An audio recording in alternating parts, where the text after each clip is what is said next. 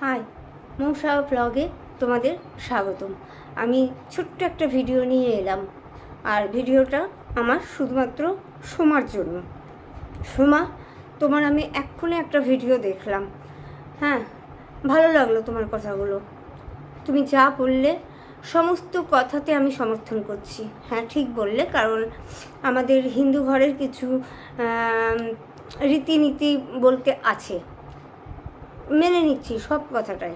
আর আমি কিছু কিছু তোমার কথাই যে সমর্থন করি, তুমি নিশ্চয়ই জানো যে তোমার কথায় যুক্তি আছে। আমি কিছু কিছু কথায় আমি তোমাকে সমর্থন করি। তো আমার একটা ছোট্ট প্রশ্ন তোমার কাছে আছে, আমার এই প্রশ্নটার উত্তর তুমি দিও। তুমি রাগ করো না প্লিজ, আমি তোমাকে বলছি বলে ছোটো মুখে হয়তো বড় কথা হয়ে যাচ্ছে। তো রাগ করো না। তো আমি তোমাকে প্রশ্নটা রাখছি।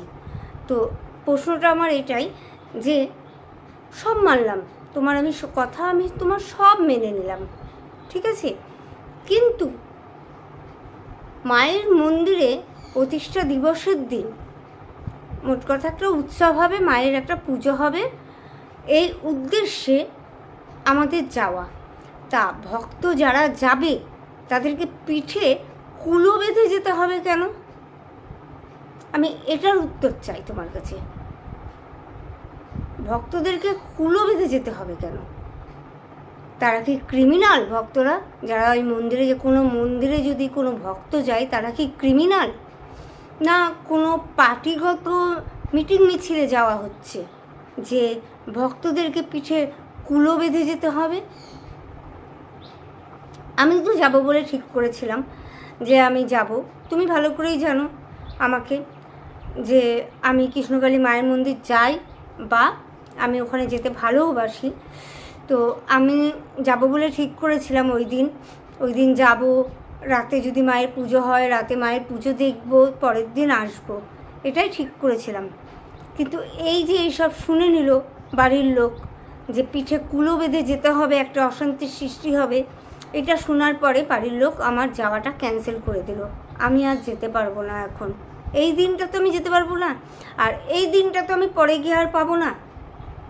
তো এই প্রশ্নের উত্তরটা আমি তোমার কাছে চাই যে পিঠে কুলো বেঁধে ভক্তদেরকে যেতে হবে কেন? ভক্তরা কি করেছে? চুরি করেছে, ডাকাতি করেছে, কোনো পার্টিগত ব্যাপারে যাচ্ছে? ভক্তরা কি করেছে যে ভক্তদেরকে কুলো বেঁধে যেতে হবে?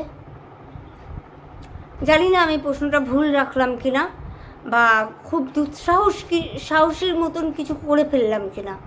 তো যাই হোক সোমা, আমাকে এই উত্তরটা দিও, ঠিক আছে? আচ্ছা ঠিক আছে, আমি রাখছি, আমি পরে ভিডিও নিয়ে আসবো।